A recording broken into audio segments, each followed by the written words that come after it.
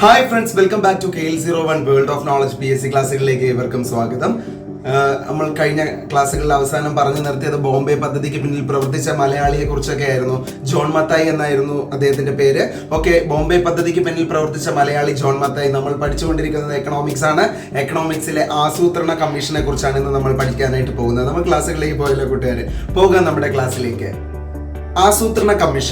ആസൂത്രണ കമ്മീഷൻ നിലവിൽ വന്നത് 1950 മാർച്ച് 15-നാണ്. അപ്പോൾ എപ്പോഴാണ് ആസൂത്രണ കമ്മീഷൻ നിലവിൽ വന്നത്? 1950 മാർച്ച് 15-നാണ് ആസൂത്രണ കമ്മീഷൻ നിലവിൽ വന്നത്.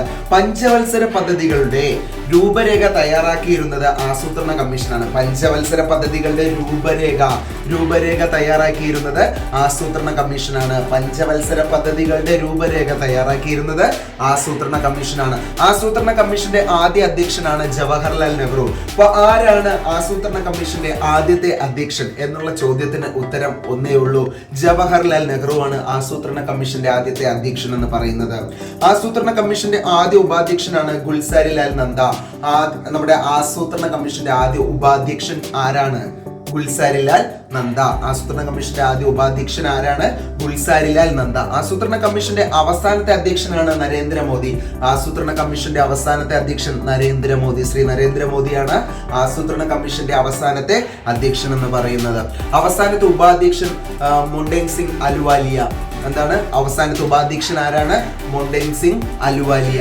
കേരള സംസ്ഥാന ആസൂത്രണ ബോർഡ് KSPB നിലവിൽ വന്നത്. കേരള സംസ്ഥാന ആസൂത്രണ ബോർഡ് KSPB നിലവിൽ വന്നത് 1967 സെപ്റ്റംബറിലാണ്. 1967 സെപ്റ്റംബറിലാണ് KSPB നിലവിൽ വന്നത്. സംസ്ഥാന ആസൂത്രണ ബോർഡിന്റെ അധ്യക്ഷൻ ആരാണ്? സംസ്ഥാന ആസൂത്രണ ബോർഡിന്റെ അധ്യക്ഷൻ ആരാണ്? മുഖ്യമന്ത്രിയാണ്. സംസ്ഥാന ആസൂത്രണ ബോർഡിന്റെ അധ്യക്ഷൻ മുഖ്യമന്ത്രിയാണ് കേട്ടോ. KSPBയുടെ പ്രധാന അധ്യക്ഷനാണ്, അല്ലെങ്കിൽ പ്രഥമ അധ്യക്ഷനല്ല, KSPBയുടെ പ്രഥമ അധ്യക്ഷൻ ആരാണ്? EMS നമ്പൂതിരിപ്പാട്. KSPBയുടെ പ്രഥമ അധ്യക്ഷൻ എന്ന് പറയുന്നത് EMS നമ്പൂതിരിപ്പാടാണ്. ആദ്യ ഉപാധ്യക്ഷൻ AK ഹമീദ് ആണ് കേട്ടോ. ആദ്യത്തെ ഉപാധ്യക്ഷൻ AK ഹമീദ്. നിലവിലെ അധ്യക്ഷൻ പിണറായി വിജയനാണ്. നിലവിലെ അധ്യക്ഷൻ ശ്രീ പിണറായി വിജയനാണ്. നിലവിലെ ഉപാധ്യക്ഷൻ VK രാമചന്ദ്രനാണ്. നിലവിലെ ഉപാധ്യക്ഷൻ ആരെന്ന് ചോദിച്ചു കഴിഞ്ഞാൽ VK രാമചന്ദ്രൻ. ദേശീയ വികസന സമിതിയെ കുറിച്ചാണ് അടുത്ത് നമ്മൾ നോക്കാനായി പോകുന്നത്. ദേശീയ വികസന സമിതി. പഞ്ചവത്സര പദ്ധതികൾക്ക് അംഗീകാരം നൽകിയിരുന്നത് ദേശീയ വികസന സമിതിയാണ് കേട്ടോ. NDC എന്ന് പറയും. അപ്പോ പഞ്ചവത്സര പദ്ധതികൾക്ക് അംഗീകാരം നൽകിയിരുന്നത് ദേശീയ വികസന സമിതിയാണ്. NDC സ്ഥാപിതമായത് 1952 ഓഗസ്റ്റ് 6-നാണ്. NDC സ്ഥാപിതമായത് എപ്പോഴാണ്? 1952 ഓഗസ്റ്റ് 6. NDCയുടെ പ്രഥമ സമ്മേളനം നടന്നത് 1952 നവംബർ 8-നും 9-നുമാണ്. NDCയുടെ അധ്യക്ഷൻ ആരെന്ന് ചോദിച്ചു കഴിഞ്ഞാൽ പ്രധാനമന്ത്രിയാണ് NDCയുടെ അധ്യക്ഷൻ. NDCക്ക് പകരമായി രൂപം കൊണ്ട സംവിധാനമാണ് ഗവേണിംഗ് കൗൺസിൽ എന്ന് പറയുന്നത്. NDCക്ക് പകരമായിട്ട് രൂപം കൊണ്ട മറ്റൊരു സംവിധാനമുണ്ട്, governing council. National planning council രൂപീകരിച്ച വർഷം 1965. നാഷണൽ പ്ലാനിംഗ് കൗൺസിൽ രൂപീകരിച്ച വർഷം 1965. ഓക്കെ, പഞ്ചവത്സര പദ്ധതികൾ എന്ന ടോപ്പിക്കിലേക്കാണ് അടുത്ത് നമ്മൾ കടക്കാനായി പോകുന്നത്. നമുക്ക് പോയല്ലോ കൂട്ടുകാരെ. പഞ്ചവത്സര പദ്ധതികൾ. ആസൂത്രണ കമ്മീഷൻ വിഭാവനം ചെയ്ത പദ്ധതികൾ അറിയപ്പെടുന്നതാണ് പഞ്ചവത്സര പദ്ധതികൾ. ആസൂത്രണ കമ്മീഷൻ വിഭാവനം ചെയ്ത പദ്ധതികൾ അറിയപ്പെടുന്നത് പഞ്ചവത്സര പദ്ധതികൾ. പഞ്ചവത്സര പദ്ധതികളുടെ ഉദ്ദേശം എന്ന് പറയുന്നത് എന്താണ്?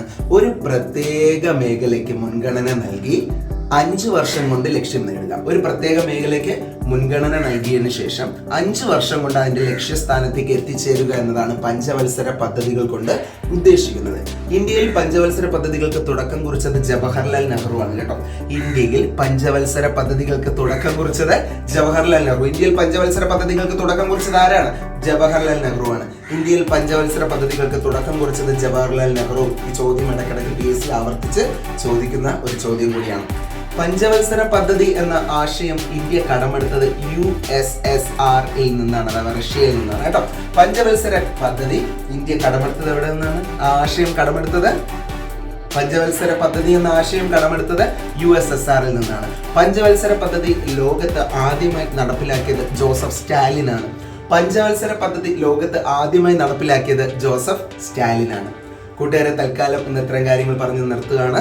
അപ്പോൾ ഇടയ്ക്ക് കുറച്ച് ദിവസം അല്പം ത്രോട്ട് ഇൻഫെക്ഷനൊക്കെ ആയിട്ട് കാണാൻ കഴിഞ്ഞില്ല. എന്തായാലും തുടർന്ന് ഇനിയുള്ള ക്ലാസ്സുകളിൽ നമ്മൾ സ്ഥിരം കണ്ടുമുട്ടുമെന്നുള്ള പ്രതീക്ഷയോടുകൂടി signing off KL01 world of knowledge. By.